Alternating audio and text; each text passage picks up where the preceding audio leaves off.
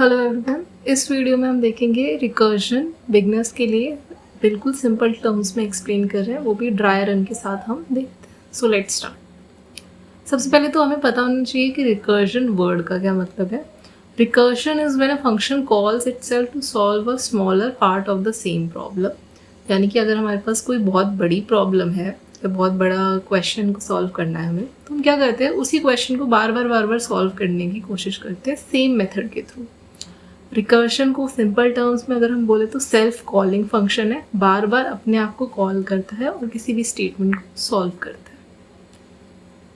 Real life example अगर recursion का देखें तो सपोज हम एक मिरर के सामने खड़े हैं, दो मिरर के सामने खड़े हैं, ठीक है। वहाँ पे हम इनफाइनाइट रिफ्लेक्शन देखते हैं, दैट्स रिकर्शन। क्यों? क्योंकि हम अगर सिंगल मिरर के आगे खड़े होते हैं तो हमें एक ही अपनी रिफ्लेक्शन देखने को मिलती है, बट अगर हमारे आगे पीछे दोनों मिरर्स हैं तो हमें बहुत सारी रिफ्लेक्शंस देखने को मिलती है। फिजिक्स का फिनोमेना है, तो यही है रिकर्शन। या फिर एक और एग्जांपल ले, क्लाइंबिंग स्टेयर्स। हमें स्टेयर्स चढ़नी है, अब हमारे पास टोटल है सपोज 10 सीढ़ियाँ। जब तुम पहली सीढ़ी चढ़ोगे तो तुम्हारे पास 9 स्टेप्स बचेंगे, फिर जब तुम्हारे पास 9 स्टेप्स बचे तो तुम्हारे पास 8 स्टेप्स बचेंगे। तो यानी कि इस तरीके से बार बार तुम एक एक स्टेप चढ़ते जाओगे और अपनी स्टेयर्स की फ्लाइट को कंप्लीट करोगे। तो यही रिकर्जन का एक एग्जांपल है, सेल्फ कॉलिंग फंक्शन, बार बार प्रॉब्लम को रिपीट करना। अब इसके अंदर दो इम्पॉर्टेंट पार्ट्स होते हैं। First is base case, second is recursive case.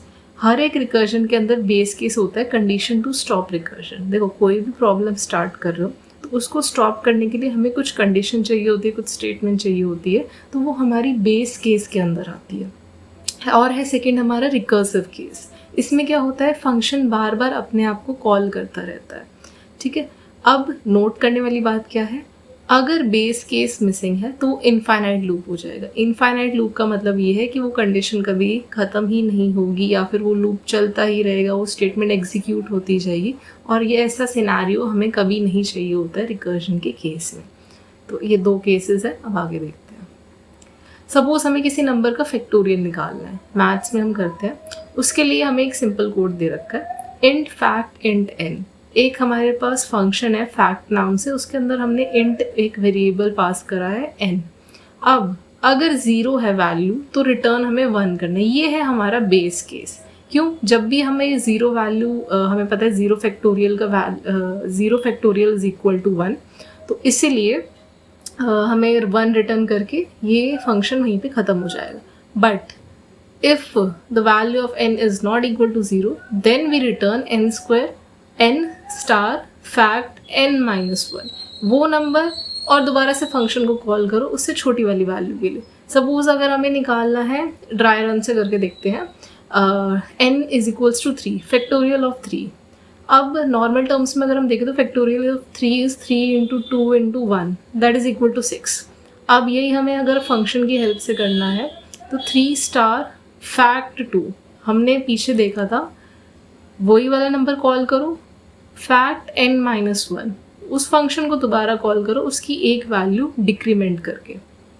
तो यानी कि 3 है, 3 की एक वैल्यू कम 2 हो गई, तो फैक्ट 2 को कॉल करा, फिर 3 2 फैक्ट 1, 2 की वैल्यू एक कम होती है 1, फिर हमने 1 को कॉल करा, फैक्ट 0। ये हमारी बेस कंडीशन आ गई, जब भी 0 होगा तो आंसर में 1 देना है।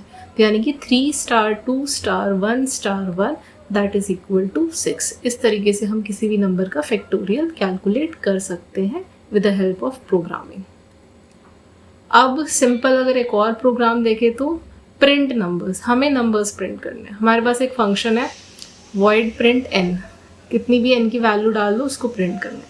अब इसमें बेस कंडीशन क्या है, if n equal to 0 then return.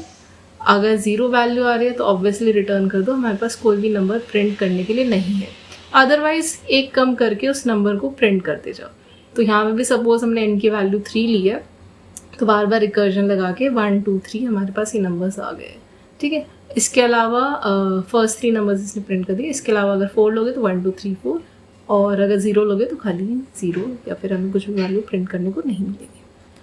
Next है हम रिकर्जन यूज़ कब करते हैं। देखो, problems that can be solved और डिवाइडेड इनटू स्मॉलर पार्ट्स। अगर हमारे पास कोई बहुत बड़ी प्रॉब्लम है, जैसे हमने देखा फैक्टोरियल वाला क्वेश्चन है या फिर कोई और प्रॉब्लम है, बाइनरी सर्च है, मर्ज सॉर्ट है, इन सब के लिए हम रिकर्जन को यूज़ कर सकते हैं। बेसिकली ट्रीज, सॉर्टिंग, सर्चिंग जो आगे एडवांस कॉन्सेप्ट्स में आता है, उसके अंदर हम ये सब चीज़ें रिकर्जन के थ्रू बहुत इजीली सॉल्व कर सकते हैं। और बेस्ट एग्जांपल रिकर्जन के लिए मर्ज सॉर्ट है, जो कि हम आगे की वीडियोस में भी करेंगे। तो रिकर्जन के काफ़ी ज़्यादा यूजेस होते हैं इसमें। अच्छा, नेक्स्ट वीडियो में हम मर्ज सॉर्ट करेंगे। Thank you all.